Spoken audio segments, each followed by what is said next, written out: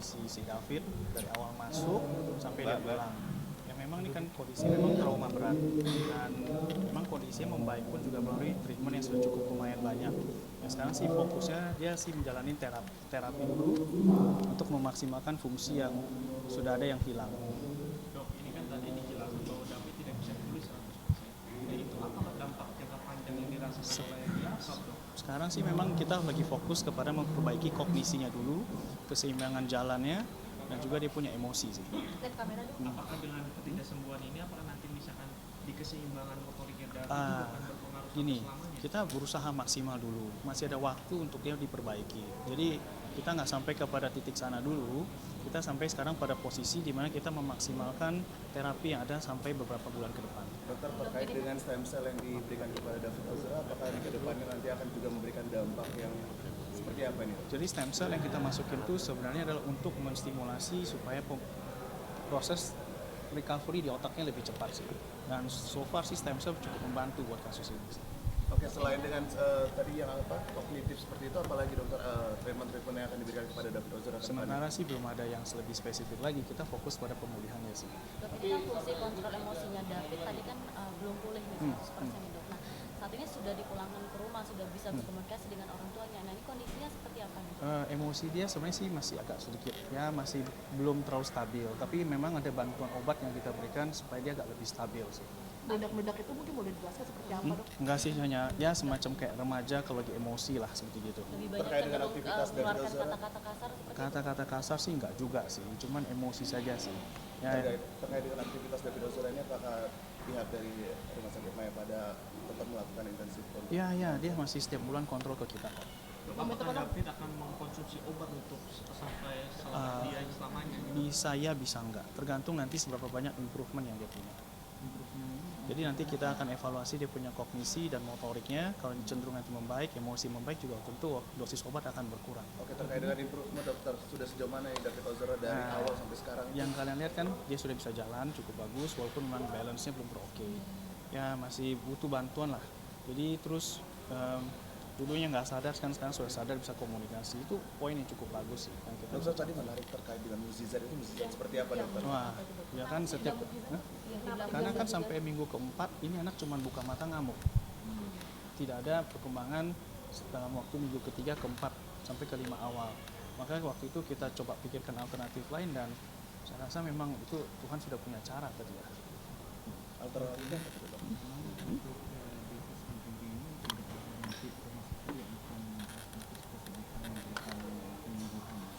Semua rumah sakit sih pasti bisa nangani diffuse axonal injury, tetapi kan tergantung derajat keparahan yang masing-masing pasien punya. Jadi kita nggak bisa pukul rata semua diffuse axonal injury bakal membaik, bakal memburuk, tidak. Tergantung masing-masing pasien. Tadi Pak Dokter sempat bilang ini cuma sebatas sebesar 5% gitu ya dok? Jadi gini, probability dia membaik itu di awal memang kurang dari 5%. Itu yang saya bilang sama papanya waktu awal, ini cukup berat kondisinya. Nah makanya Pak Jonathan ini bisa terima dan beliau cukup pasrah dengan kondisi begini kepada rumah sakit. Maka kita pun waktu itu mengobati ini secara maksimal. Nah, ya syukur puji Tuhannya ya kondisinya ada perbaikan dibanding awal. Dok, untuk stimulasi yang mungkin mendesak untuk diberikan kepada David agar peluang kesembuhannya bisa meningkat itu apa saja? Terapi maksimal. Itu mau penegasan dok, berarti penanganan dari RS Medika Permata Hijau itu tidak bermasalah kan? Tidak salah kok. Mereka sudah melakukan sesuai dengan kapasitas mereka. Dok, untuk pasien diffuse injury yang lainnya itu bagaimana sih hasil output yang lainnya? Ya, itu sekali lagi itu tergantung daripada individu masing-masing. Terapi itu akan berjalan selama 7 tahun sebagaimana prediksi? Enggak begitu sih. Kita sih nggak ada yang bisa memprediksi sampai 70 tahun. Tetapi kita tetap pantau dia ke depan terus sih. Intensifnya mungkin berapa tahun mungkin dok? Itu sulit dijawab. Ya nggak bisa dibilang berapa persen. Ada area yang membaik, masih ada area yang masih menetap.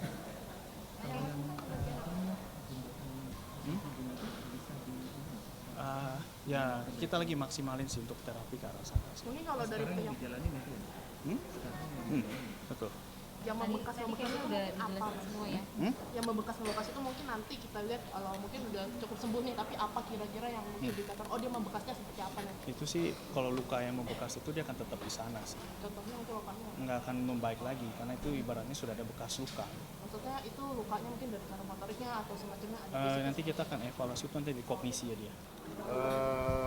Untuk sidang hari ini sebenarnya teman-teman udah dapat bocoran juga ya, karena kan sesuai seperti yang kita sampaikan juga, karena memang yang saya sampaikan sebelum-sebelumnya juga karena udah habis konsul sama dokter Tatang.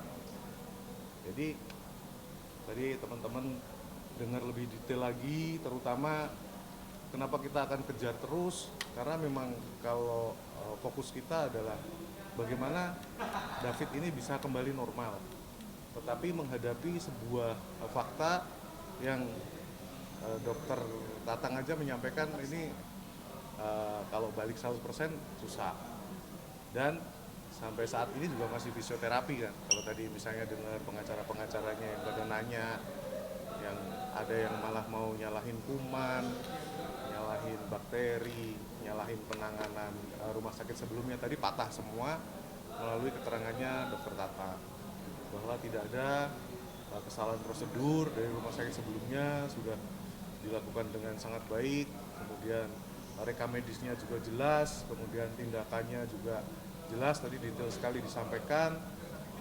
Bahkan dokter Tatang juga tadi menyampaikan dalam bahasanya tadi, ini kasus ini mujizat, karena memang harapan survive-nya sangat kecil sekali ya, tadi disampaikan 5% aja dari kasus-kasus diffuse axonal injury yang stage 2 ini. Kemudian juga disampaikan terapinya melalui apa? Stem cell. Memang melalui stem cell. Kami juga sudah pernah sampaikan hal tersebut. Sehingga keadaan David yang sampai saat ini bisa kita syukuri ya, karena ikhtiar-ikhtiar tadi. Hal-hal yang sebenarnya kan kalau bahasa kasarnya ini mencoba sesuatu, ikhtiar yang belum pernah, dengan menggunakan stem cell tadi dijelaskan dokter Tatang, yang disuntikan ke David itu ada 100 juta sel, yang diambil dari darahnya David itu 130 juta sel, yang 30 juta itu masih disimpan sambil menunggu lebih lanjut, karena kan setelah keluar bulan April kan dia harus ada pemantauan 6 bulan. Jadi kalau April berarti Mei, Juni, Juli, Agustus, September, Oktober. Nah, Oktober ini nanti akan ada hasil observasinya bagaimana, apakah perlu disuntikan stem cell lagi atau enggak, itu masih nunggu besok Oktober. Jadi terkait sidang tadi, kalau kita sih senang banget ya, artinya fakta-faktanya sudah dipaparkan oleh ahlinya dan yang menangani, yang punya kemampuan dan punya latar belakang medis yang cukup baik, sehingga memperkuat apa yang selalu kita sampaikan, bahwa hal ini nggak lepas dari semua ikhtiar dari yang terbaik yang belum pernah, bahkan karena memang ini untuk cedera otak berat memang penggunaan stem cell ini baru di David ini, dan alhamdulillah hasilnya baik. Jadi juga terkait restitusi tadi juga sempat ditanyakan ya, dokter Tatang nggak ngerti karena itu kan LPSK. Kalau dari kita keluarga sih sederhana sebenarnya, mau berapapun nilainya tolong dipenuhi, kalau tidak kan bisa diganti dengan tambahan kurungan, itu aja, poinnya itu aja. Bukan seperti narasi mereka yang wah mumpung, kagak ada, nggak butuh juga kita gitu loh, butuh untuk ngerokoti, apa istilahnya mereka, menggerogoti harta, ngapain digerogoti? Memang kalau dia bayar sesuai tuntutan terus dia jadi miskin? Kagak, duitnya banyak banget, nggak ada artinya itu buat dia. Cuman buat kami untuk keadilan aja, kalau nggak bisa bayar ya udah tambahin aja kurungannya 10 tahun lagi kayak 20 tahun lagi kayak seperti itu. Bang, perkembangannya David ini seperti apa? Kalau perkembangannya David, kalau kognisinya masih tetap harus dikawal terus, tadi juga dijelaskan. Yang kelihatan nyata itu motorik ya, fisiknya. Tadi pagi saya juga sampaikan target dia kan 24 menit perubahan saturasi dan perubahan heart rate. Tapi dia 18 menit. Jadi kalau secara gampangnya kondisi fisiknya David 18/24. Kalau di presentasi berapa itu ya? 60-70% kali ya? 5%. Ya sekitar. Dan kalau soal itu juga semangat gitu ya kalau misalnya untuk jalan terapi, jalanin Nggak ada pilihan, karena itu tiap hari. Terapinya tiap hari. Nggak bisa nolak juga. Sikap-sikap dia seperti kalau yang soal terapi kayak emosi, gimana? Ya. kalau emosinya David sendiri apa Emosinya masih terhadap proses atau masih. Ini Insomnia malah. saksinya yang tiap kunjung pasti kena emosinya David. Diam lu bacot gitu ya. Jadi memang Emang traumanya dalam banget ya apa gimana? dalam sih. karena insomnia ya. Mungkin saya tambahkan terkait dengan restitusi tadi. Dr. Tatang dikejar bagaimana apakah benar memberikan proyeksi sehingga muncul nilai proyeksi yang disampaikan LPSK. Nah sebenarnya proyeksi itu kan yang menghitungkan adalah LPSK berdasarkan kondisi. Waktu itu ya, Kemarin jadi ahli juga kan. iya. LPSK. Kemudian LPSK pada saat itu melihat dari jurnal hasil research itu 10% yang bisa sembuh dari DAI. Nah tadi dokter malah sampaikan cuma 5%. Nah dari hal itulah LPSK menghitungkan kalau masih dalam perawatan, semua kan masih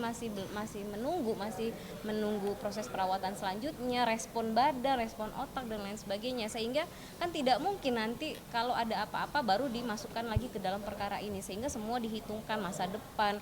David yang belum bisa mandiri, dia masih dalam proses pengawasan, perawat dan lain sebagainya, sehingga benar yang disampaikan Dokter Tatang ya, beliau tidak mengetahui terkait dengan angka dan lain-lain. Nah, tentang tadi Dokter Tatang jelaskan juga terkait David yang pergi-pergi itu seperti apa ya, itu justru baik karena setiap kali dia berjalan motoriknya akan terlatih, ototnya terlatih, dan itu adalah bagian dari healing terapi. Nah, jadi saya mau tegaskan lagi, yang jadi tahanan di sini bukan David, ya yang jadi tahanan di sini itu terdakwa. Jadi nggak ada persoalan David mau kemana. Seolah-olah itu menjadi sebuah hal yang mereka kejar sekali gitu. Kalau David udah pergi jalan kenapa? Kalau David udah bisa ketawa kenapa? Apakah David harus di kursi roda atau di rumah lalu ditahan dan nggak bisa ngapa-ngapain? Kan nggak begitu konsepnya gitu. Jadi kami melihat proses persidangan hari ini udah benar-benar jelas menggambarkan bahwa proses David menjadi sehat itu nggak ujuk-ujuk, banyak banget prosesnya, bahkan tadi 4 minggu sampai kondisi David masih stuck, sehingga terus dilakukan upaya apalagi nih gitu. Itu udah jelas banget hari ini, meskipun dari pelaku, dari terdakwa masih berusaha terus, bahkan pengen ngajarin ahli tadi ya kan, seolah-olah Memang selalu begitu. kok nggak dilakukan MRI dan lain sebagainya. Ini udah ahlinya, dia yang lebih memahami gitu. Bang Alto mungkin? Ya, sebagai paman korban ya, yang pertama ada beberapa hal yang menarik tadi. Dokter Tatang sebagai seorang ahli di bidang syaraf mengatakan dari semua pasien DAI yang dia temukan, ini pertama kali adalah pasien yang oleh pemukulan dan perbuatan kekerasan. Semuanya yang lain itu adalah kecelakaan. Jadi kalian bisa bayangkan bagaimana parahnya efek daripada apa yang dilakukan oleh Sumario dan teman-temannya itu, perbuatan biadab itu. Itu yang pertama. Yang kedua adalah kemungkinan selamatnya itu sebenarnya cuma 5%, seperti yang dokter bilang tadi. Yang ketiga adalah kemungkinan sembuh tidak bisa diprediksi. Dan ini kenapa masuk dalam kategori penganiayaan berat. Karena apa? David ini seperti dokter bilang tidak akan bisa kembali normal. Itu nggak mungkin. Tidak akan bisa kembali normal, dan itu berpengaruh terhadap kehidupan dia sebagai anak yang berada dalam usia produktif. Ya, jadi kenapa kita mengejar bahwa semua perhitungan potensi kehilangan dia itu harus diganti, karena yang tadi dia tidak bisa lagi berinteraksi seperti orang normal. Dia nggak bisa bekerja seperti orang normal, dia nggak bisa bersekolah seperti orang normal, dia mungkin tidak bisa mempunyai hubungan sosial seperti orang normal. Dan itu semuanya harus dihitung. Dan yang terakhir adalah apa? Kita di awal-awal sudah mengatakan bahwa, dan kita tahu mereka datang untuk menawarkan bantuan, kata mereka, tapi itu adalah apa? Uang damai. Tidak ada kita perdamaian dengan mereka. Tapi yang kita lakukan adalah sesuai dengan mekanisme yang diberikan oleh negara untuk mengganti kerugian sekarang, kemarin, dan yang akan datang. buat David. Ini buat David ya, bukan buat siapapun. Jadi kalau pengacaranya bilang kita cari duit, suruh aja pengacara ketemu aku. Bang, artinya pendampingan psikologis dan kemudian terapi-terapi yang diberikan kepada David ini adalah new normalnya bagi David gitu ya? Iya, dan ini akan berlangsung terus-menerus. Dokter aja yang seorang ahli tidak bisa memprediksi apakah dia akan kembali 100%, 80%, 70% itu kapan gitu. Ini orang yang paling ahlinya ahli lah.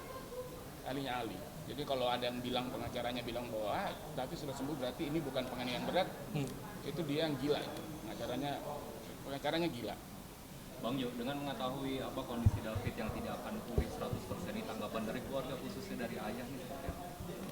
Ya sebenarnya udah dari awal-awal pas dia mau pulang ya, kita udah ya new normalnya bukan cuma buat David sebenarnya, buat kami juga iya, karena sampai saat ini juga saya jadi nggak bisa kerja kan, nggak bisa kerja, harus nemenin dia terus.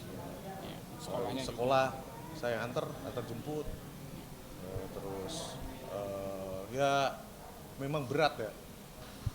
Bayangin aja punya anak 17 tahun yang semestinya sudah kesana kemari dengan bersosialisasi, ngeband karena dia hobinya ngeband, terus sekarang urusan mandi aja nggak bisa ini. Tapi kan ada sesuatu yang harus tetap kita ikhtiarkan. Ya, perlawanan hukum ini salah satunya gitu loh. Perlawanan hukum ini salah satunya karena kita nggak bisa bikin kayak mereka bisa masuk TV terus makan pinjam dibantu tetangga dan lain-lain, nggak kita nggak bisa kayak gitu. Tetap ya kita hadapin aja.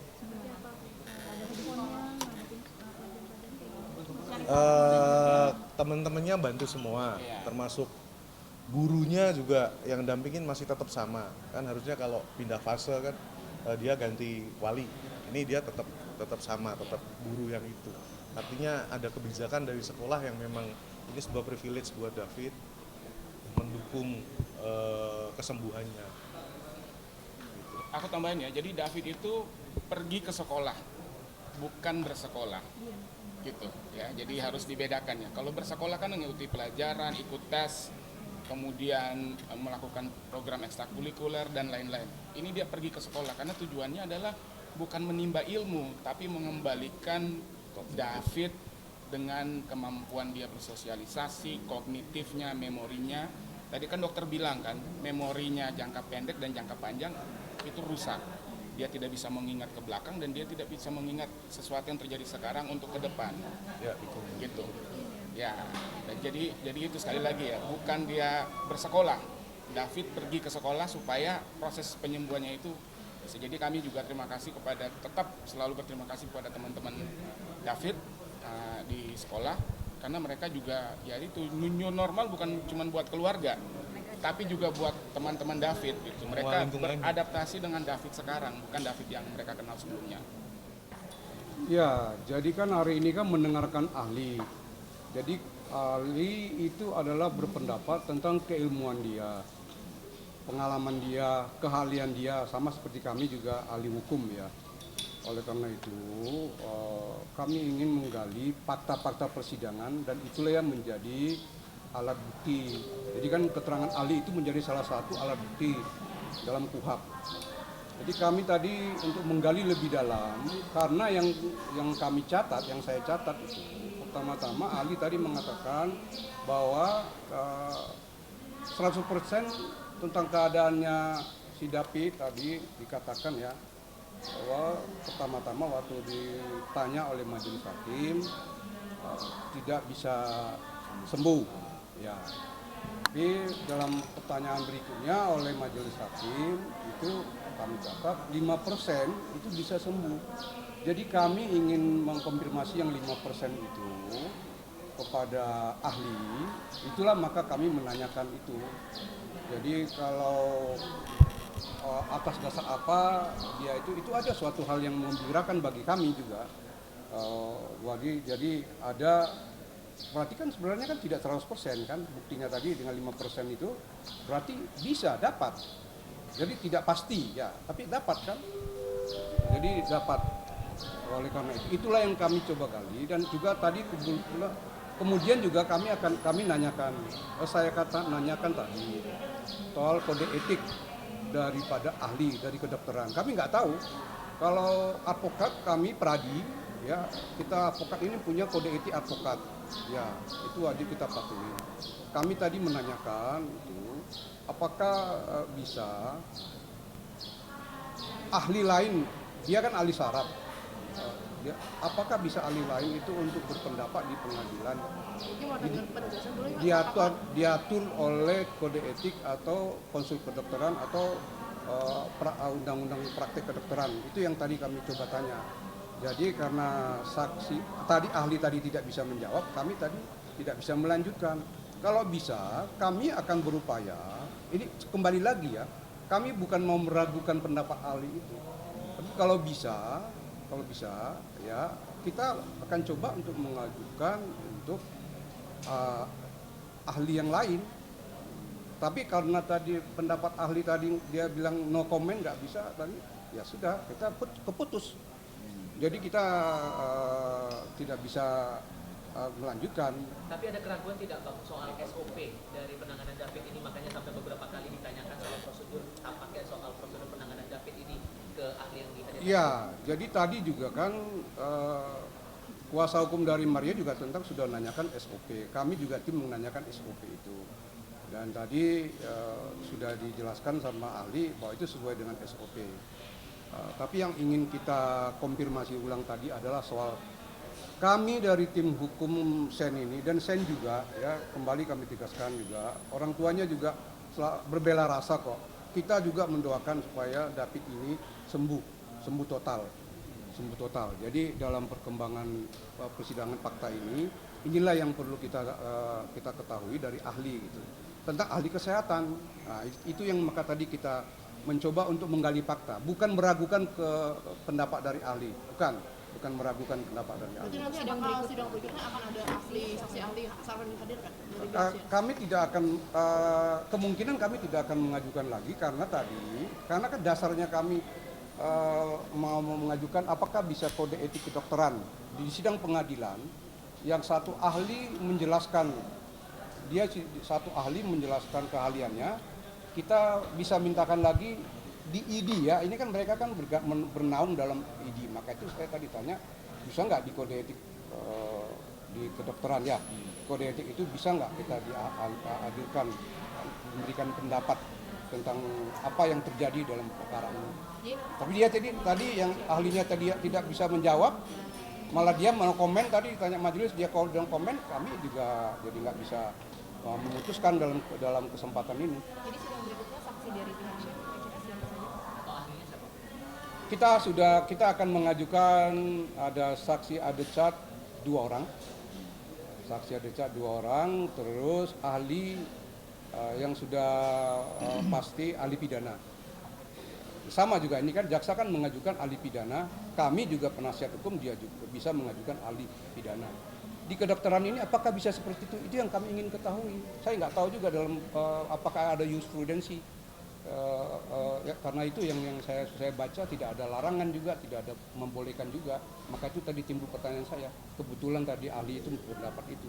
Tapi dia nggak bisa menjawab, ya saya nggak bisa. Kita nggak bisa memutuskan untuk mengajukan ahli untuk sebagai bukan membandingkan ya, bukan sebagai referensi kami dalam melakukan pembelaan nanti. Ada cek nanti itu mungkin kerabat Shena datang atau mungkin siapa gitu kan? Ya, jadi temannya Sen yang tentang kesehariannya Sen, yang juga sahabat dia dari SD, SMP, SMA. Itu yang akan kami ajukan untuk saksi adecat. Berarti bukan terlepas dari kasus dong berarti temannya Sen ini? Bukan, karena memang tidak selamanya saksi adecat itu kaitan dengan kasus yang dia ketahui, yang dia saksikan.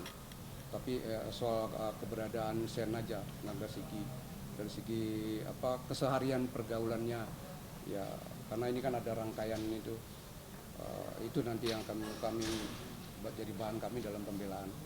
Ada mau tambahkan apa? Oke. Ini teman saya ini katanya mau nambahkan katanya. Ada ya? Saya tambahkan sedikit kan dalam persidangan ini kita kan menemukan kebenaran material apa yang terjadi sebenarnya kami dengan dokter atau ahli yang bersangkutan bagaimana agar anak David ini cepat sembuh, prosesnya cepat sembuh. Itu makanya pertanyaan-pertanyaan, ada rujukan, misalkan ada konsultasi ke dokter lain apa diperbolehkan, atau misalkan rujukan nasional ada kan rumah sakit PON. Ternyata dibilang tadi bahwa mereka cukup di rumah sakit yang bersangkutan. Saya lihat juga dalam persidangan ini majelis hakim cukup baik membuat pertanyaan-pertanyaan yang jelimet agar menemukan kebenaran hakiki. Sebenarnya itu yang perlu, agar nanti di luar tidak ada narasi-narasi yang tidak benar. Fakta persidangan ini menunjukkan bahwa majelis hakim sudah betul-betul mencari kebenaran material itu. Kami sebagai penasihat hukum dari Saint Lukas melihatnya begitu. Mudah-mudahan sidang-sidang selanjutnya tetap begitu semua untuk menemukan kebenaran material tersebut. Terima kasih.